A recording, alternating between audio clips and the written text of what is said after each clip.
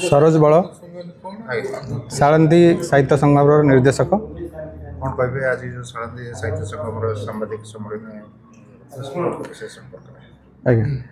साळंदी साहित्य संगम द्वितीय संस्करण आम फेब्रुआरी 8 और 9 2 दिन धरिक आयोजित करुचु यही भद्रक माटी रे होची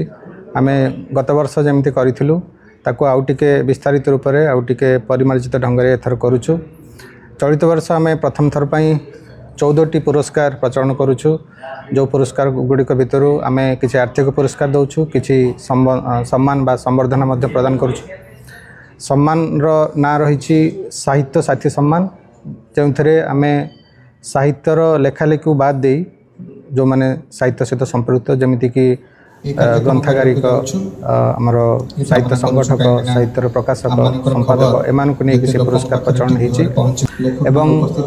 सीधा सड़क भाव में साहित्य सहित जो मैंने संपृक्त जो मैंने लेखालेखी कर 8टी पुरस्कार प्रचलन कराई। सबुठ गुरुत्वपूर्ण कथा हूँ आम सबुगुड़िक पुरस्कार भद्रकर यशस्वी लेखक संगीतकार चलचित्र निर्देशक मानकर नामकरण अनुसार आम करूँ नाम पुरस्कार नामकरण करूँ जेहेतु यही माटी रे आम यही पुरस्कार प्रचलन करूँ तेणु आम निश्चित भाव में आशा करूँ जे जो पूर्वसूरी मैंने आमको दिग्दर्शन दे जाइछंती साहित्य कला सृजन क्षेत्र में आम से नाम को धन्य करने सहित आम परवर्ती पीढ़ी आगे से जशगान करूँ से सुजोग नापी आम ये पुरस्कार प्रचलन करूँ। पुरस्कार गोटे नदीर गोटे वर्षण मुखर दिन परी एवं यही वर्षा आसिले जमीती नदी स्रोतवती हुए ठीक सेमती पुरस्कार साहित्य क्षेत्र में किछिटा स्रोत तैयारी करे एवं उत्साह तैयारी करे। चलित वर्ष जो पुरस्कार आम देइछु ओडिशार दिग्गज व्यक्तित्व मानक आम दौछु आमर गोटे उद्देश्य रही जे यही पुरस्कार केवल भद्रक माटी रे सीमित न रही सारा ओडिशार जो लेखक कलाकार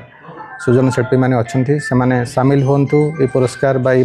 माटीर सृजन सत्ता विषय जानतु से पुरस्कार आम प्रचलन करूँ। पुरस्कार सहित आम आहरी अनेक कार्यक्रम ए सामिल करूँ जमीक नाटक प्रदर्शन चलचित्र प्रदर्शन आमर क्लासिकल डांस फोक डांस ता सहित आमर विभिन्न आलोचना चक्र जो आलोचन ओडिशा भितर एवं बाहर विभिन्न लेखक एवं शिल्पी माने आसिबे। एथर यही साहित्य संगम को नहीं बहुत उत्साह प्रकाश पाई भद्रक माटी रे केवल लेखक माने नुहंती भद्रक चारि पाखरे अनेक संपृक्त व्यक्तित्व रही जमीक आम एथर आहरी 5टी जिला को आमर प्रयास रे सामिल करूँ। ता सहित सारा ओडिशारू आम बड़ बड़ लेखक मान को जो माने यशस्वी लेखक यशस्वी कला शिल्पी से आम निमंत्रण करूँ समस्ते आसापे आग्रह प्रकाश करमर आशा अच्छी जे कार्यक्रम गत थर अपेक्षा आहरी सुंदर भाव में आहरी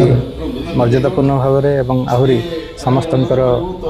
आग्रह को नहीं सुंदर भाव में आयोजित हम आपण मान समस्त सहयोग कामना करुचे। धन्यवाद।